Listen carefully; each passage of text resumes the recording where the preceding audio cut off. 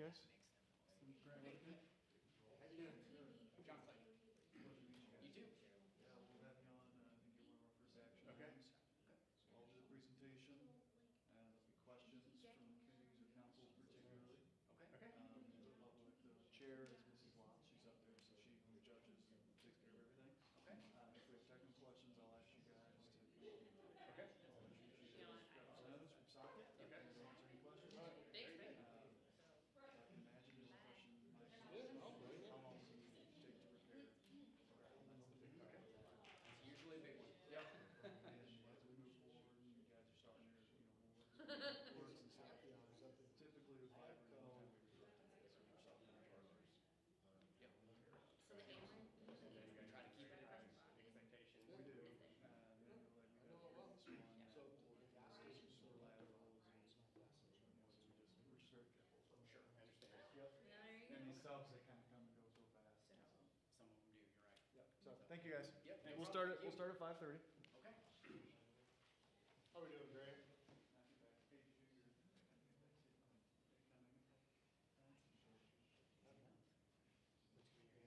Yeah, but Our standard for our contractors. I've been looking for it. So we try to push Monday through Thursday, they work, and Friday they close, and they do restoration. So like on outside of Monday, state circumstances like weather or, This they got year, salt I in the haven't back, seen it. out of the way. I didn't even get a letter from I never got the letter from It's them. fenced off, a lot of it. It's got your password or your stuff on it. Is that a Log in. conversation?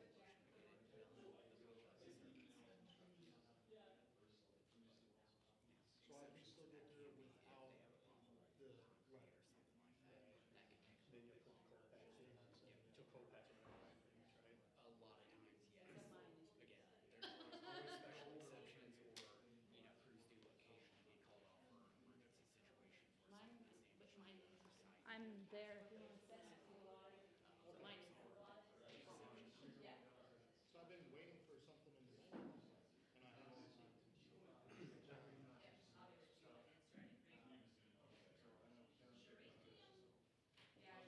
Hey, quick question too, because you're leaving, right? What is these? Well, have fun. And then This one, just the anniversary, birthday, mechanical repair, Apology. No. And so I talked to a friend of mine, and who signed up for our service in a different neighborhood. And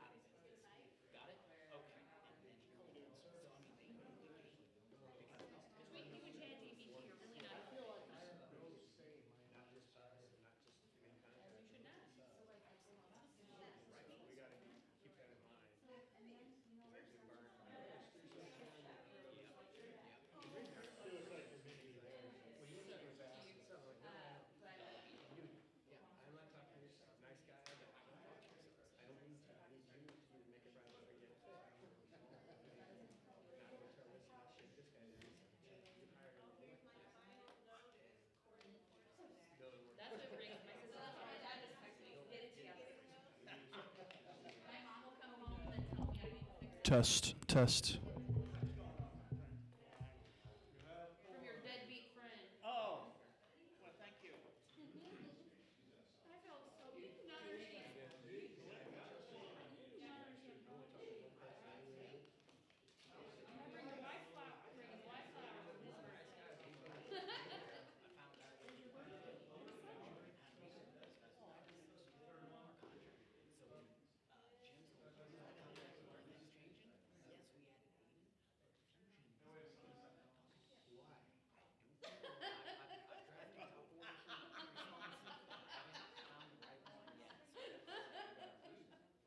I thought that was the funniest part I've ever read.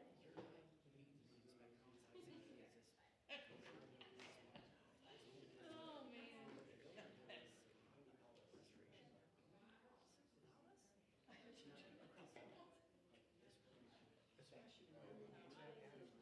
Okay, good. Yes, I did. Yes, I did.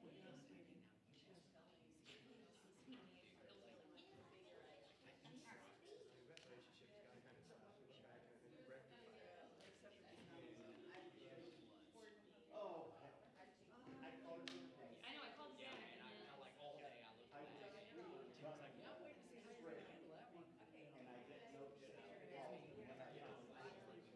I'll see you in a minute.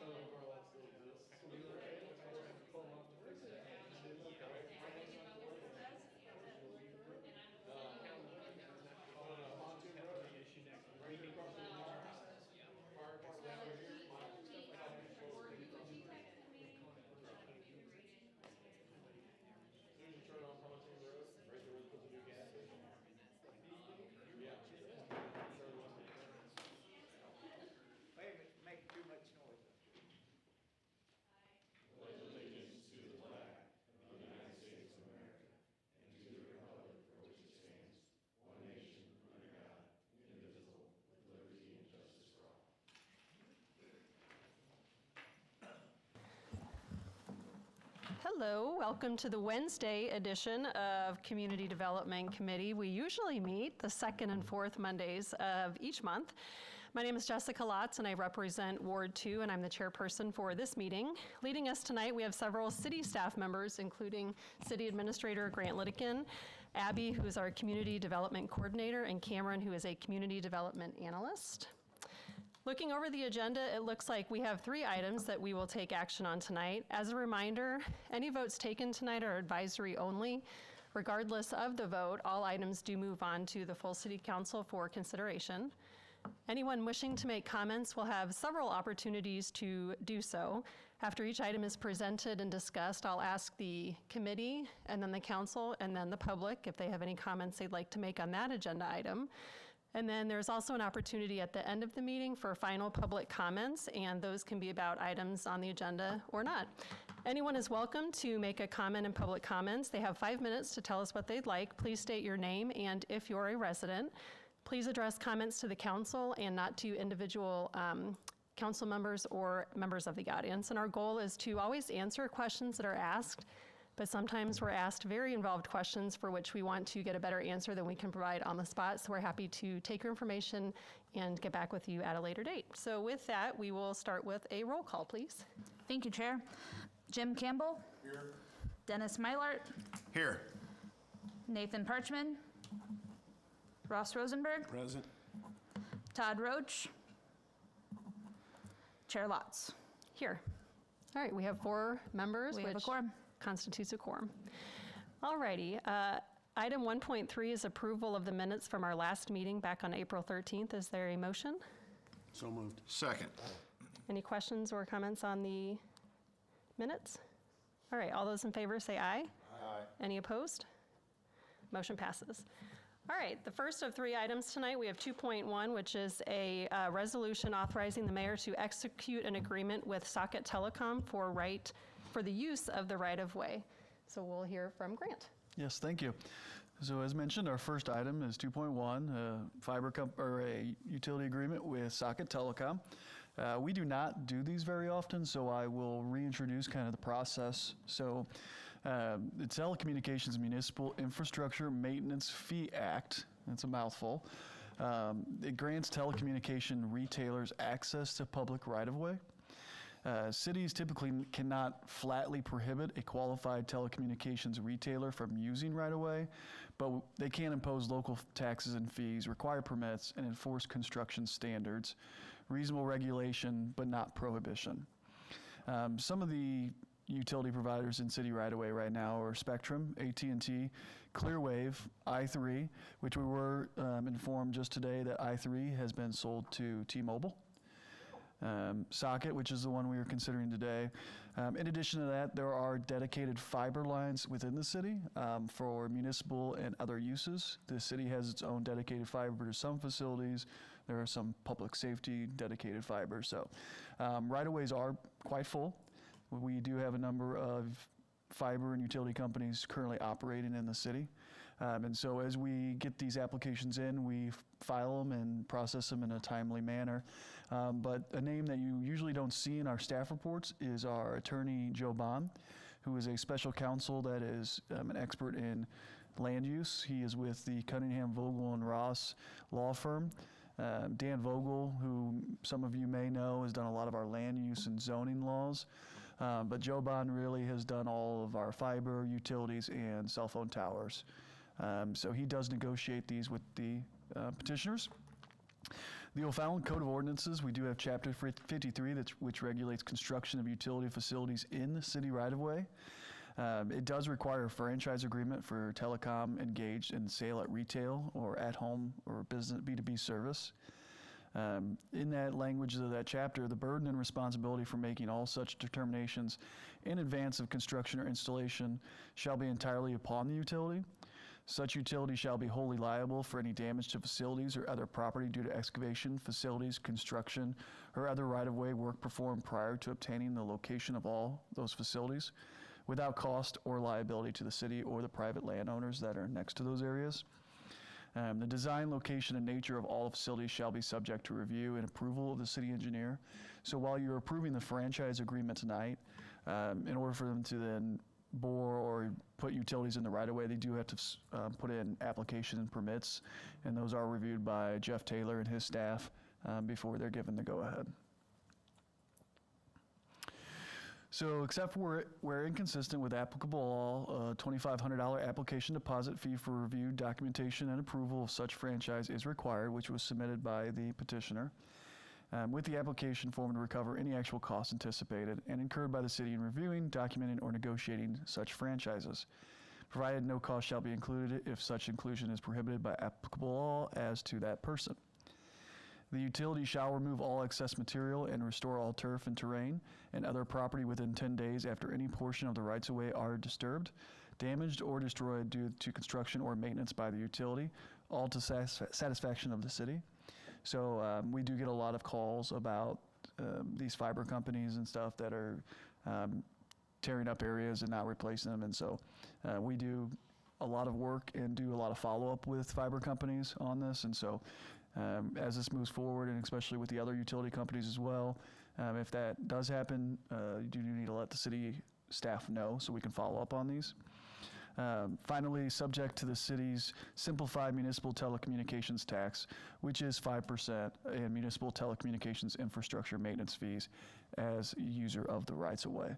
So as a franchise user, customers would pay 5% tax that is then remitted back to the city of O'Fallon for the use of our right-of-way through this franchise. Alrighty, thank you for that context. So before we open it up for discussion, is there a motion on the floor? So moved. Second. Alrighty, any questions from the committee? So more of a statement. You kind of answered the question, and that's, I know we get complaints. I hear a lot of complaints. I won't say the name of the specific company, but they're well-known, I guess, well-known for tearing up people's yards and not putting it back in a timely manner. We do have a mechanism in place, again, not a question, a statement, to follow up with the companies to ensure that they actually do what they're supposed to do. We do, and there have been fees and fines levied. And in one instance, Mr. Jeff Taylor kicked a subcontractor out of operations. So we do follow up with them a lot. Just for your information, locating utilities is a very big portion of what our public works staff does. And so we are locating our utilities for a lot of these fiber providers throughout the day and week. A question just popped into my mind. I'm assuming that between driveways or whatever, there's conduit that they run their fiber through. Will Company A share Company B's conduit if it's already there? You know, that is a good question. And I will introduce the two gentlemen here on behalf of Socket Fiber if they would like to step up to the microphone and be able to answer some of these technical questions. Sure. My name is Matt Coley. I'm Director of Business Development. This is John Clevey, Director of Outside Plant Construction for this area. He'll be overseeing the construction.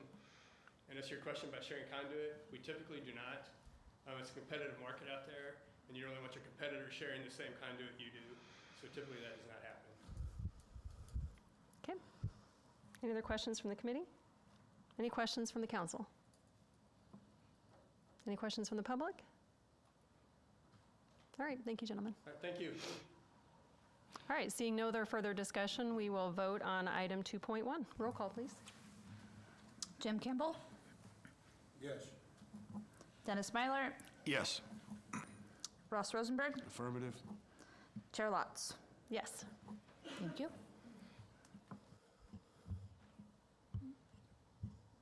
So this will appear next week at the City Council meeting, Monday, May 4th at 6 p.m. All righty, thank you. Item 2.2 is a motion to consider on first reading an ordinance for a new building in O'Fallon. Is that you, Cameron? Welcome. Thank you, Chair Watts. Microphone, thanks. This is for a planned use for CPI Warehouse, LLC. The planned use submittal is for 40 Commerce Drive, and that's parcel ID 04-27.0-402-001 and parcel ID 04-27.0-303-002. The current zoning is I-1 Industrial District. The applicant is Austin Carter with Custom Product Innovations, Inc. And they're requesting planned use approval for a 24,000 square foot warehouse building. And the rezoning of the parcel to I-1P, which is planned industrial district, is required because it's a new structure of 20,000 square feet or more. And there's also 2 or more buildings on one lot, and it's a metal-sided building, which is allowed in the industrial district. As you see here on the zoning map, it's surrounded by industrial zoning and industrial planned use zoning. To the north is unincorporated county, which is separated by a rail line. Looking here at the future land use map, you also see the areas designated along with the subject property as a business park, and the area to the north is designated as low-density residential, and once again, it's separated by the rail line. This is the surrounding properties map. Similar uses here. There's E-Mix Concrete, Asphalt Sales and Products, Inc., Butler Supply, Frost Electric, and Advantage Self-Storage. An overview of the zoning, it's currently zoned to I-1. The proposed zoning is I-1P. The proposed development will comply with the zone area, district area, and bulk regulations. Both parcels currently each have a building on the site supporting manufacturing operations. The building and elevations, once again, it's a 24,000 square foot building. It's 1 story, and the lot coverage is at 34.98%, which the max for the industrial district is 40%, so this complies with bulk regulations. Looking here at the site plan, this parcel overlaps the 2 parcels that we've mentioned. There's a primary access point on the cul-de-sac and then 2 secondary access points around the 2 other warehouse buildings.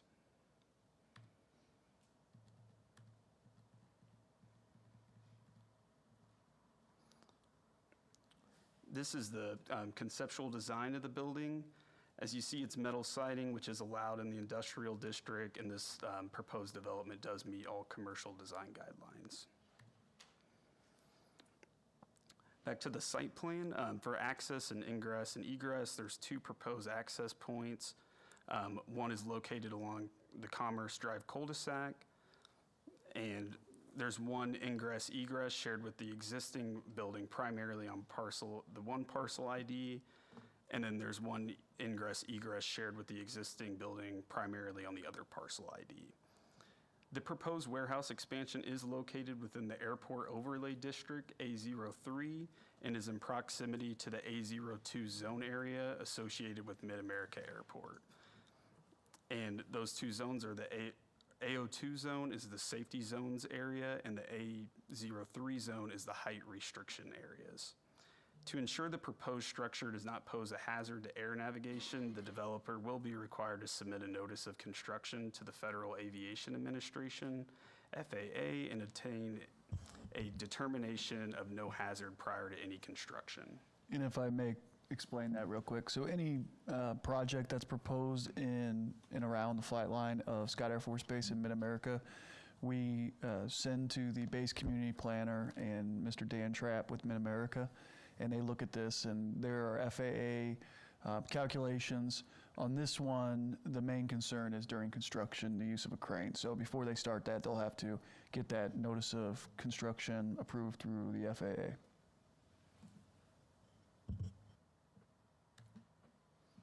For traffic circulation, there is sufficient traffic circulation within the parking lot to maintain an efficient flow of traffic onto and throughout the site.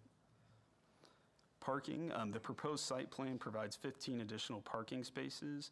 Per city code, there's 2.5 spaces per 1,000 square feet of office space, plus 1 space per employee.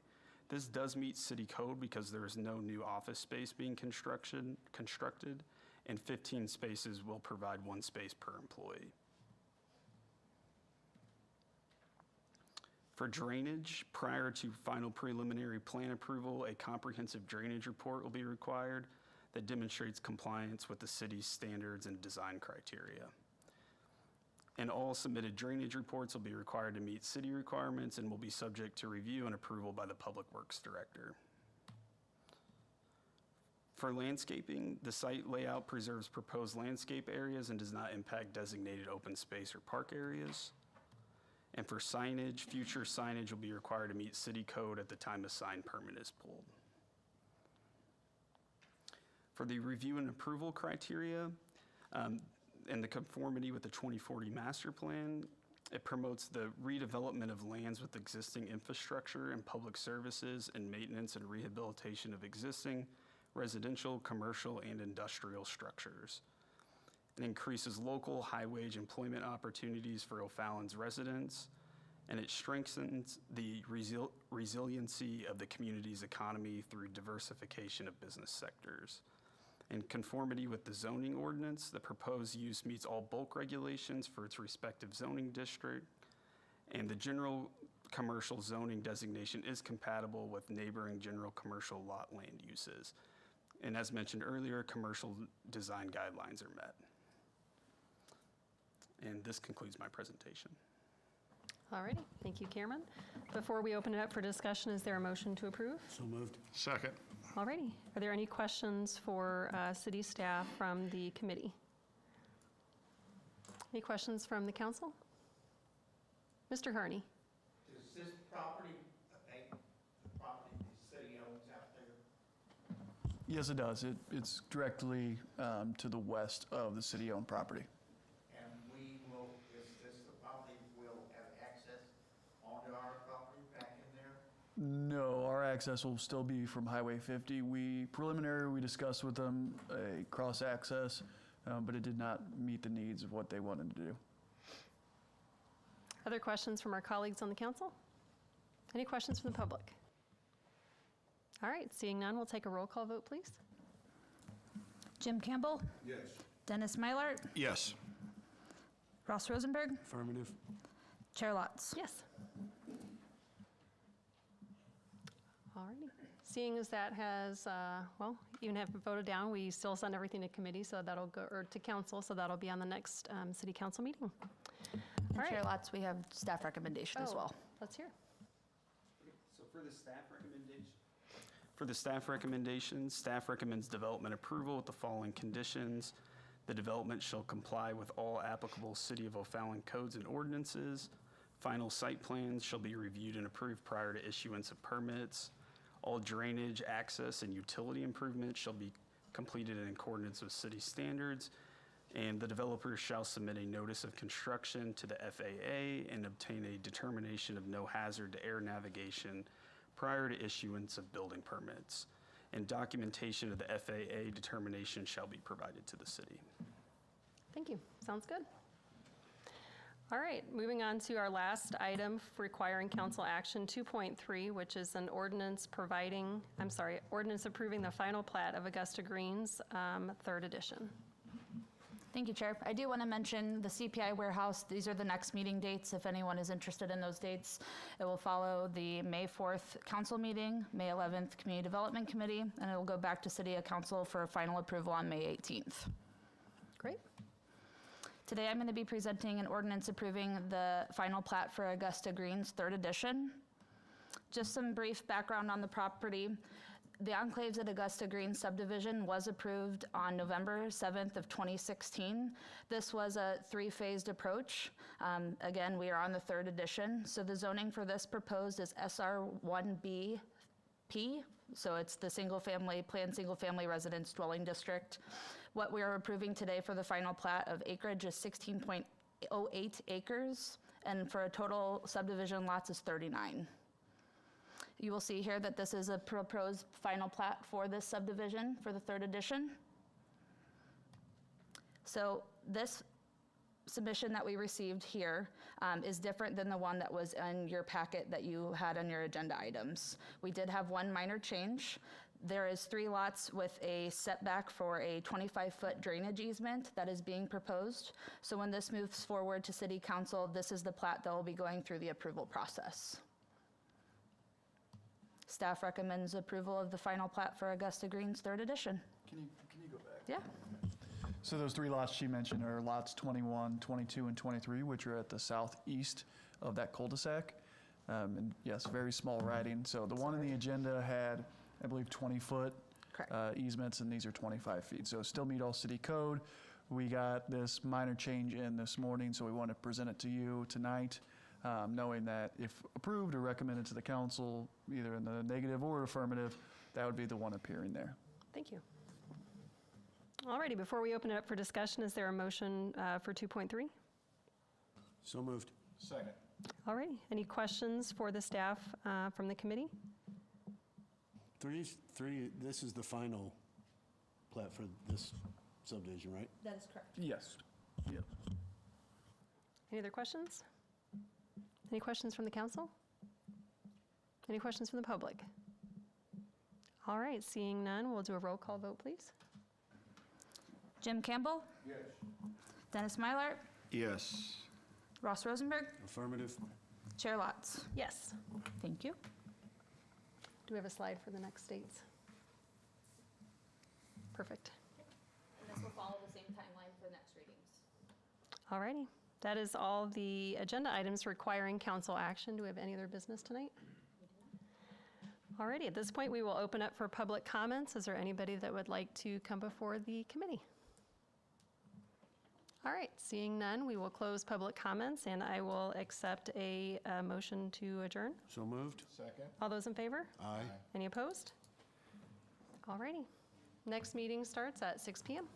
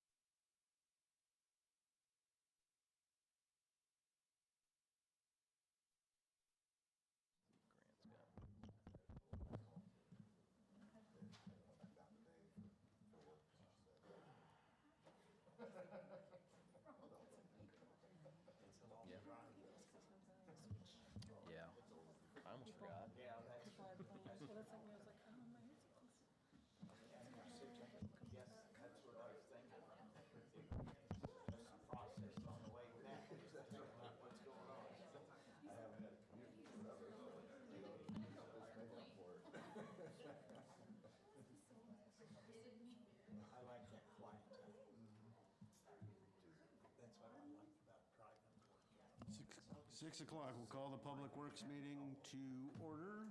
Jeff, you got roll call, Yes. please? Rosenberg, Present. Phoney, Here. Vorse, Here. Carney, Here. Hudson, Here. Ford. Here. You have a quorum. Thank you, sir. First thing is approval of minutes from the last meeting. Make a motion. Second. We have a motion and a second. All those in favor? First off, anybody have any questions or concerns? All right, all those in favor say aye. Aye. Any opposed? Minutes pass. On to items requiring council action. Jeff, 2.1? Yes, 2.1, we have a resolution authorizing the mayor to execute an agreement with HMG Engineers for the Kyle and Posh elevated tank improvements in the amount of $165,000. So this is an engineering agreement to prepare plan specifications to perform maintenance on the 2 water towers on Posh and Kyle Road. Pull up a quick little aerial for those you don't know where those are located at. I have an aerial pulled up here with little blue dots on them. The one's directly across from Fulton Junior High. The other one on Posh is near the new Reserves at Timber Ridge subdivision. So these are both 1 million gallon water tanks. They're in need of maintenance, mainly painting, outside, inside, outside. So we're going to develop plan specifications to bid that out. In addition, with this agreement, we'll provide construction phase services. So when we go to do construction, HMG and a third-party consultant that they hire will be on site to ensure that all the work being done will meet the specifications at that time. So I recommend approval of this agreement. Thank you, sir. I'll entertain a motion to approve. So moved. Second. We have a motion and a second. Any questions or concerns from the committee? If they paint the inside, what do they do with the water? So they have to drain it completely if there is work that has to be done and painted on the interior. So we're still running through the exact process. We're bringing in a consultant that specializes in these coatings to give recommendations on what needs to be done. So it's not 100% determined the work that needs to be completed. That's going to be developed through this process. It's a lot of milk jugs. How does the It's a water lot of milk flow? jugs. Yeah. How does the water flow in that area that, when you shut one of those down? So in that area with the pressure zones, we'd be fine if we take one out of service. We'd still be able to provide the adequate pressure to all the homes. What we couldn't do is say work on them both at the same time, which we wouldn't do anyway. So. All right, any questions or concerns from the council? Public? Roll call, please. Rosenberg, Affirmative. Phoney, Yes. Vorse, Yes. Carney, Yes. Hudson. Yes. Ford. Yes. All right, that'll move forward to Monday evening's council meeting. All right. 2.2. 2.2 is an ordinance amending the Code of Ordinances of the City of O'Fallon, Chapter 77, Traffic Schedules. So this is predominantly done annually to add in stop signs at new subdivisions that are constructed. So you'll see the list on here. You have Augusta Greens, 3rd edition, which was just talked about at the last meeting, Lake St. Ellen, Millburn Estates, Reserves, Timber Ridge West, Phase 2 and 3, Savannah Hills. So those are all just new subdivisions with new roads put in and adding these stop signs to the ordinance so that they're enforceable. And also let's look, patio homes in addition. The one that was added that was discussed at a previous Public Works meeting was the intersection of North Oak and West Adams. When we talked about the corridor study downtown, there was a lot of discussion about that being utilized as a cut-through for the people trying to avoid the State and Lincoln intersection. Spoke with Public Safety Department regarding this. They did some investigation on it further. We both discussed and found that it would warranted to add a 4-way stop at that intersection. Currently, it is just yield stop control on the eastbound and westbound lanes. So that's why you're seeing these additional chapters added. So there's the yield signs will be removed from that ordinance, and then the all-way stop will be implemented on that intersection as part of these ordinance changes. So I would recommend approval. All right, I'll take a motion to approve. Make a motion? Second. We have a motion and a second. Any questions, conversation? I do have a question. For the Oak, I remember right when I got on council, that's when the stop sign was added by St. Clair. Since it was such a big change, like this will be a pretty significant change for people that travel it daily. Are you guys gonna put like signs or like, I know you guys put the board kind of like warning that there was a stop sign there now? Yeah, we could look at putting up message boards. If we put them, it would probably be on Oak, both northbound and southbound. Would be a good approach to do. So yeah, we can do that. If you could, I think that Sure. would be very helpful. Yep. It'll also go out on social media and on the board out here and wherever else probably. I just think the ones there were probably the most effective. Yeah, Yeah, I think message boards would be appropriate. and our police department is always education first, and so there'll be an education component. You know, obviously, if people are rolling through the stop signs or speeding, they'll treat it as an educational moment to begin I with. just worry about somebody blowing it completely and hitting it over. Yeah. Absolutely. Cool, thank you. Questions or concerns from the council? I realize this specific ordinance is adding stop signs. Do we ever go back and look at removing stop signs? Ones that were placed maybe during construction of a subdivision that maybe now don't make as much sense, or is that too late? We could, if you had specific locations you had in mind, you can pass along and we can review them. But, I mean, typically, a lot of these are T intersections where your one leg coming into the through is the one that's put on the stop control. But if you have specific locations you have in mind, we can evaluate them. Not in my word. Yeah, I mean, I will say we're a growing community, so 15 years, I don't think we've ever gotten rid of a stop sign. Yeah. Anybody else? From the public? All right, Jeff, roll call, please. Phony, Yes. Vorse, Yes. Carney, Yes. Hudson. Yes. Ford. Yes. Rosenberg. Affirmative. Did you get a motion? So that Yeah, goes he to did. council next week. Yes, that'll be an ordinance, so it'll take 2 readings. Right. So both meetings in May. All right. 2.3 when you're ready. 2.3 is a resolution authorizing the mayor to execute an agreement with Gonzalez Companies LLC for the Bethel Lift Station Replacement and Sewer Modeling Project in the amount of $162,000. So this is really a continuation of a current agreement we have with Gonzalez that's really looking and modeling our entire sanitary sewer system. Last year, they were able to install flow meters, analyze the north interceptor line. This year, the plan is to install the same flow meters to do an analysis of the south interceptor line. At the same time, we're also going to look at future capacity needs for the Bethel Lift Station. That'll be looked at in this agreement also. So in total, yeah, the fees at $162,000. I would recommend approval. All right, I'll entertain a motion to approve. Make a motion. Second. We have a motion and a second. Any questions or concerns from the committee? Didn't want to come on. From the council? Public?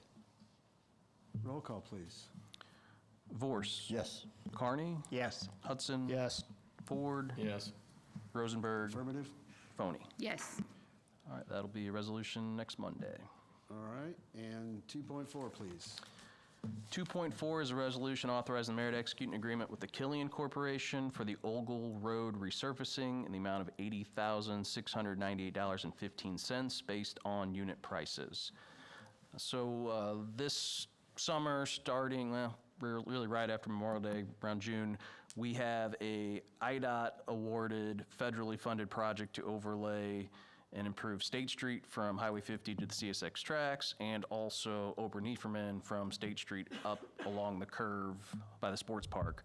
That's done through federal funds. We match it with our local MFT funds. While we're there, it was noticed on our pavement management plan that Ogle Road, this is the road that heads back off of Ober-Neiferman to Hinchcliffe, is in need for some resurfacing work also. I think it's a 50 on the scoring on pavement management.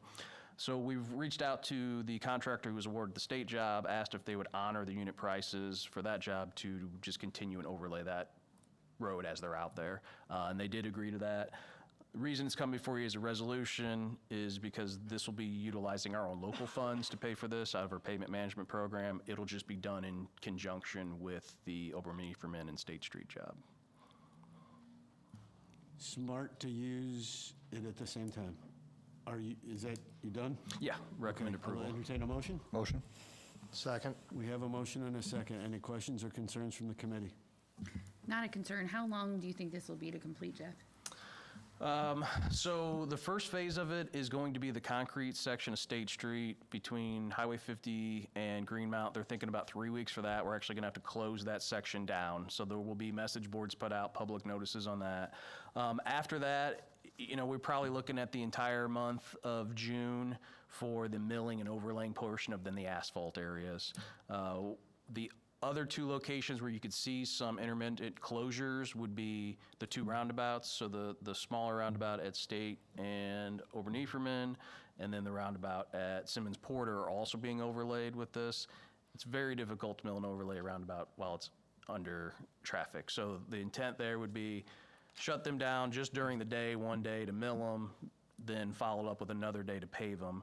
But the goal would be to have them open by the evening, so it's not going to impact anyone coming and going to the sports park for events or anything like that. But there'll be plenty of public notice put out regarding that when those do occur. There are, in the contract, there's message boards that are required, and then we'll put out social media posts also regarding it. Thank you. Any others from the committee? Council? Public? All right, roll call, please. Go ahead. I just want to say thanks for everything you're doing, the way you process things. I think you really do a Appreciate great that. job. All right, well, Carney. Yes. All right, I figured he'd say yes. But Hudson. Yes. Ford. Yes. Rosenberg. Affirmative. Phony. Yes. Vorse. Yes. All right. That is all the items needing council action. I did have one item I wanted to share for other business that we actually just found out about today. So annually, there are federal grant programs that are put out by East West Gateway. They're the local planning organization for the St. Louis region. So we usually always submit for the Surface Transportation Program and the Congestion Mitigation Air Quality Program. We just got a memo today that they're recommending both the project we submitted earlier this year. The first one with the Surface Transportation is the overlaying of State Street from, the overlaying of Lincoln from State Street to Highway 50. The plan would be to do that in conjunction with the future planned streetscape project. That is at a total of $576,000 of federal funding. We've also been recommended approval for our CMAQ project, which is the installation of a roundabout at Old Collinsville Road and Frontage Road. In total, that is $1,348,279 of federal funding for that also. Next steps in that process, next week it goes to a couple different committees. There's a St. Clair County Planning Committee that has to recommend it. There's a full Illinois Transportation Planning Committee that recommends it. Then the final step is being voted on and approved by East West Gateway's board. That then adds it to the Transportation Improvement Program for the region. And then we go through the process of the plan development through IDOT, and it's administered through them. So glad to see we were both recommended for award and hope to move forward with those. Great news, but still a lot of ways to go to get there. Yes, for sure. All right, is there any other business? Any other business? I have none. All right, since we're done with that, I'll take public comments. Anybody? Ma'am, step up. Just state your name and if you're a resident or not.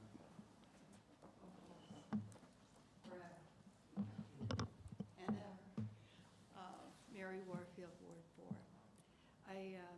The comment that I want to make, and it's really just for me to get clarification as well. When they came in and did all that fiber work in the front yards, and as you said earlier in another meeting, complaints, I know that my neighbor and myself share this area, and her tree roots, they had to dig it out. We had to ask them to please put a tape around it because we have kids that play in the neighborhood and we didn't want them falling in. They eventually came back and put the box in. But in the meantime, they left all the roots and the dirt and these pile of stuff left there. I went out and spoke to the gentleman that was out there fixing the box, and he said he would take note of my concern because I said, I'm concerned about the way that it's laying, on top of the fact that I happened to notice I could not find the water turnoff that the city can get to. It was covered. I have no idea where it is now. And so they said they would make a report. They never came back. So I ended up calling your department, the Public Works, got told, oh yes, we've heard about these things. Gave them my address and said, I have yet to know where this water turnoff is in case of an emergency. It's been covered up, and that's still sitting as a pile of stuff out there. So what is my next step? Because I did try and call the company to also tell them the situation in my front yard. What is your address? 104 Whitehall. Okay, you're talking to the guy who's going to be able to get something done about it.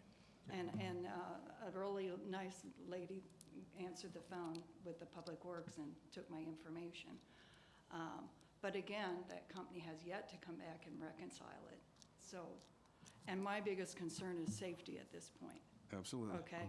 So Yep. it's Yeah. the condition of the ground, the fact that we have kids that are running around there, it's still not quite there, and the fact that you can't there's no way to get that public access to the water. So, okay? Yeah, we'll definitely look into that. And I appreciate it. Thank you. That was it. For as long as I've been living here. Anybody else? All right, I'll take a motion to adjourn. So moved. Second. We have a motion and a second. All those in favor say aye. Aye. Any opposed? See you next week.